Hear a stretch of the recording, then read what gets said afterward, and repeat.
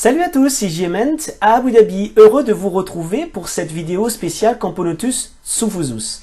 Ça fait exactement 6 mois, pile poil, que la première ouvrière est née, et c'est donc l'occasion de faire un bilan général. Donc la première fois que je vous l'ai fait découvrir, c'était donc dans ma vidéo 51 qui était sortie le 4/11/2019.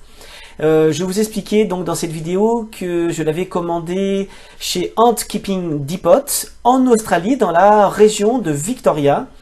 Et cette gine avait parcouru la bagatelle de 12 000 km quasiment et était arrivée en pleine forme, sans couvain. Et elle s'était rapidement mise à pondre puisqu'au bout de 3 jours, elle pondait ses premiers œufs. Dès que j'ai reçu la gine, mon premier réflexe a été d'envoyer un mail à Brandon, le vendeur, pour lui dire déjà qu'elle était bien arrivée, qu'elle était en vie et qu'elle avait commencé à pondre, que tout allait bien. Et je lui ai également demandé où est-ce qu'elle a été récoltée. Donc il m'a très gentiment répondu qu'elle avait été prélevée à Mansfield, donc dans la région de Melbourne, Victoria. Donc j'ai regardé tout de suite les températures sur l'année dans cette région, de manière à pouvoir mieux évaluer les besoins de la future colonie. Après, je me suis dit, tiens, on va aller sur Google Earth, parce que ça pourrait être sympa pour mes abonnés, de voir, et même pour moi bien sûr, de voir où est-ce qu'elle a été prélevée. Donc je suis allé dans la région de Mansfield, je suis allé au hasard bien sûr, parce que c'est dans la région, on ne sait pas où exactement, mais je me suis dit, tiens, allez, on va aller à cet endroit-là, on va faire Google Street, et puis on va voir à quoi ça ressemble le milieu dans lequel vit cette fameuse Camponotus.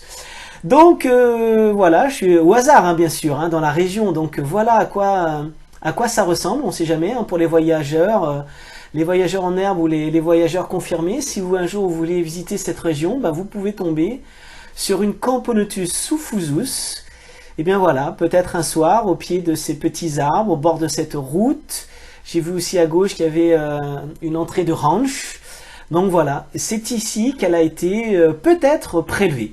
Donc voilà, j'espère que ce petit tour en Australie vous a plu. Et puis maintenant, on va passer quand même à la colonie elle-même. On va voir où, au bout de 6 mois, elle en est. Allez, c'est parti. Le deuxième suivi que je vous avais fait pour cette Camponotus, c'était dans la vidéo 52, qui était sortie le 1er décembre 2019. Et dans cette vidéo, on peut voir 2 cocons. Et d'ailleurs, la première ouvrière est née vraiment quelques jours après. Et puis il y avait aussi quelques œufs, si je me souviens bien, on les voit à l'image. Et tout allait très très bien. Et le dernier suivi que je vous avais fait, c'était dans la vidéo 56, qui était sortie le 14 mars 2020. Et là, c'est déjà une petite fondation, puisque j'ai 11 ouvrières.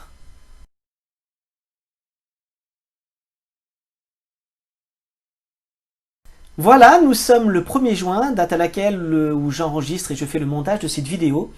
Excusez-moi, je n'avais pas le temps de faire le montage et faire les images pile poil le 4 juin. Donc les images datent même d'il y a un petit peu plus d'une semaine. Et il y a une semaine, j'étais à peu près à 45 ouvrières. Il y a encore quelques naissances, donc je suis quasiment à 50 ouvrières. Donc c'est un très bon démarrage en salle. Je suis vraiment très très content. C'est une Camponotus que je conseillerais aux débutants parce qu'elle n'est pas trop agressive. Elle ne cherche absolument pas à sortir de l'aire de chasse. À 50 ouvrières, j'ai vu 3-4 ouvrières en même temps dans l'aire de chasse, mais c'est bien tout. Elles sont très peu agressives. Elles se nourrissent très facilement et en abondance avec les liquides sucrés, les petits moucherons et surtout un aliment secret, une protéine secrète que je vais vous dévoiler. C'est vrai que je les nourris quasiment à au moins 50% avec, parce que j'en ai beaucoup ici chez moi. J'en trouve à partir de 23 heures, 2 ou 3 par soir. Et je me suis dit, tiens, je vais essayer pendant plusieurs mois, je vais essayer de les nourrir avec. Et ça a très bien marché. Et il s'agit du poisson d'argent, l'Episma saccharina. Apparemment, c'est une très bonne source de protéines.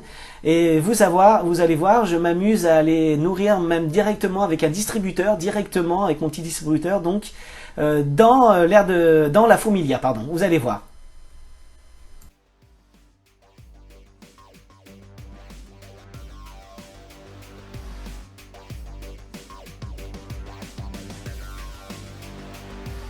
Sympa, hein? Allez, la même scène au ralenti.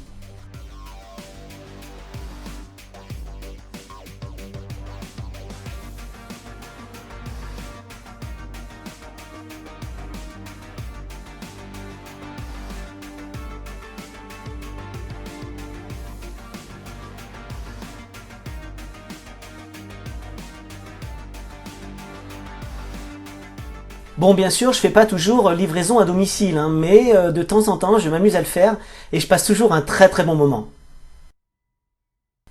On plonge maintenant directement dans la fourmilière. J'ai fait les plus gros plans que je pouvais avec mon appareil.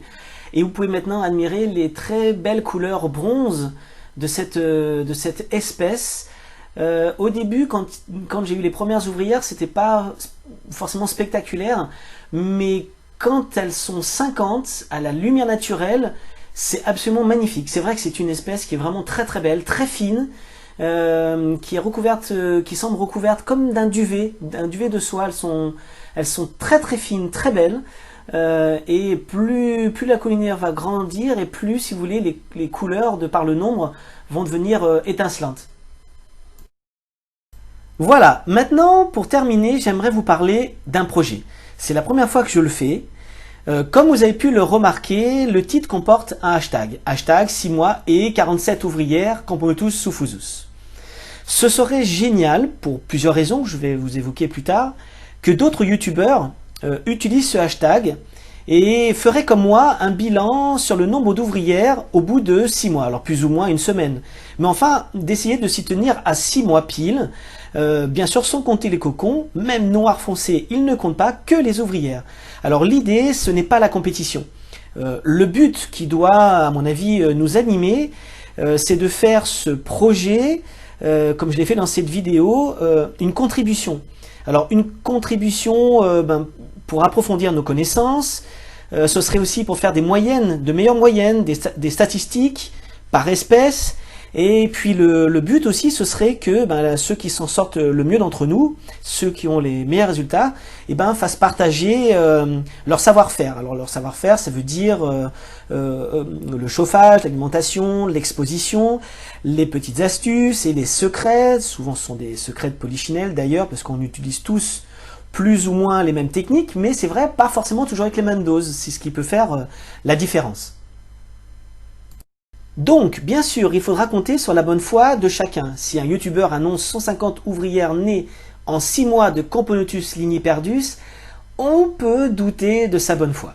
Donc ce serait bien, comme moi dans cette vidéo, de faire une petite vidéo récapitulative au bout de 6 mois, avec si possible déjà le stade larvaire, voir aussi la naissance de la première ou des premières ouvrières, et puis filmer éventuellement, si c'est possible, les différents stades de l'évolution jusqu'à à peu près 6 mois à quelques jours près.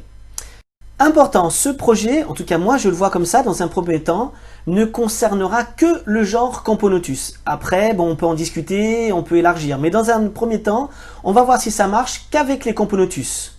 Pour conclure, et je sais j'ai énormément parlé dans cette vidéo, je dirais que ça pourrait énormément aussi aider les débutants. Et ça, c'est très important à mes yeux.